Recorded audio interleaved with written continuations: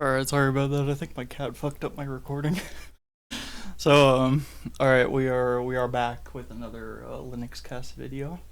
He uploaded about 15 minutes ago since I just did this recording. Now I have to do it all again and try to remember everything I said. So, take two is always the better one. We'll try it. But basically, if you remember a while back, I did a video about proprietary software and how there is a way to use it without like going down some like deep moral quandary. And unless you're like hardcore GNU freedom, uh let's say you're using Spotify or Discord or something, they have native Linux clients. So ideally you just fucking install them and they just work. So, like, it doesn't really matter if it's proprietary because nothing about your computer has to change in order to use it. It just slots right into your system. Vinci Resolve is not one of those things, and Matt is finding that out the hard way. So, what he's done, and I've warned him about this before, I said, man, if you start using Vinci Resolve, you're going to go down a dark path. You're going to end up back on Windows. And he said, no, I'm not going to end up back on Windows. You're full shit. And what happened was, he said, "Oh, I gotta go buy a NVIDIA graphics card. My AMD card isn't playing nicely with Resolve." And this is because Blackmagic doesn't really give a shit about Linux. Honestly, they do the bare minimum in order to ship it, but you need like third-party community efforts in order to run it on AMD, which is kind of stupid. Not to mention the $300 codecs, even though most distributions will ship those codecs free of charge. But whatever, man. So, but that's one of the many things you get with proprietary software. You get shafted for $300 for no fucking reason. So what has happened though is he bought that graphics card. He said, "Oh, I'm just gonna get the NVIDIA graphics card. Everything's gonna be okay." I said, "Don't fucking buy that NVIDIA graphics card. You do that, you're gonna have proprietary hardware running your proprietary software."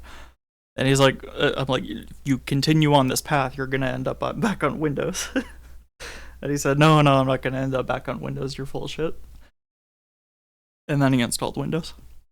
Now, granted, by the time I called him out for it, he did move back to Bluefin, which seems to work fine for him. But his AMD graphics card's still not working. So he's like, actually, he went on to Windows, but he bought a separate computer. So this $300 DaVinci Resolve purchase has turned into another, let's say, $400 for a mid-range NVIDIA graphics card.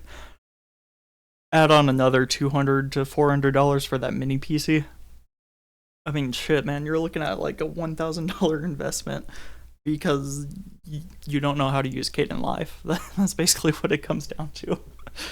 Like, okay, so why Resolve? Why the fuck are you using Resolve? Brody Robertson, who has videos about on par, if not better, than your videos, is using Kdenlive just fine, and he sees no problem with it. It's great, it's fine. I fucking use OBS because I don't fucking edit these things. I don't care.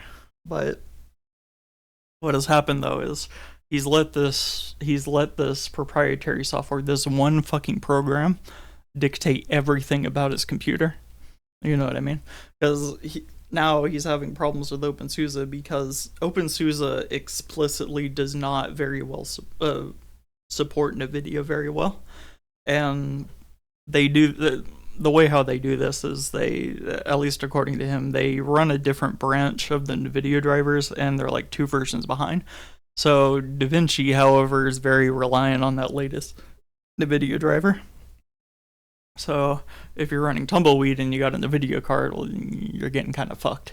It's kind of like running a NVIDIA card on Fedora. So, and remember, all of this comes back to proprietary software, proprietary hardware. You know what I mean? Like, this one fucking program he wants to run because he can't run Kdenlive for whatever reason. It's not only cost him like $1,000, but it has also cost him the use of the distribution he wants to use, where he's just having trouble running Resolve on it now. And this is where I draw the hard line. If you're running proprietary software and it's causing you to change your setup, whether it be your distribution or your hardware, God forbid, or having to offload everything to a second computer running Windows or something, that's a problem.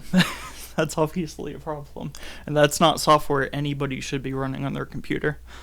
You never want a piece of software to have that level of control, not only over your computer, but over part of your life. You know what I mean? And that's why I use proprietary software very sparingly. It's basically just shit that can run on my computer no matter what I'm running. Because if not, I just won't use it. But this really, I think it indicates a problem in this process. I've talked to Nate Pig about it, and he says, "Oh, Resolve is great. You just don't know what you're doing." And I'm like, man, I'm not the one you gotta convince. You gotta convince Brody Robertson. You gotta tell him what the problem with Kden Live is and see what he does. Because I've talked about this before. When your content is so bloated that you're crashing the editor, that I can do 2-hour renders in Kden Live, no problem. I don't know what his issue is, but it's not that isn't software I would ever want to run on hardware I own. You know what I mean? And that's honestly why I say, look, man, you've always been an Apple fanboy. If you're gonna do this whole second computer bullshit, you already spent $1,000. What's 500 more to go buy a Mac? Just get the Mac Mini, fucking KVM it. You're gonna run this proprietary software that's gonna control everything about your computer. Get a Mac where all your shit's controlled for you. You know what I mean? Like maybe Linux ain't for you. You know what I mean? You can use it as a hobby, but maybe not as your work OS. And that's kind of where we're at. So I have warned him time and time again about this proprietary software, and I told him this is a dark path. You're gonna have a bad time. But he didn't believe me, and he still doesn't believe me. And look at where he is now, complaining about OpenSUSE not supporting all this proprietary bullshit. You know what I mean? So yeah, it's sad to see. It really is. But I don't know. What can you do? Anyways, I'll see you guys later. Thanks.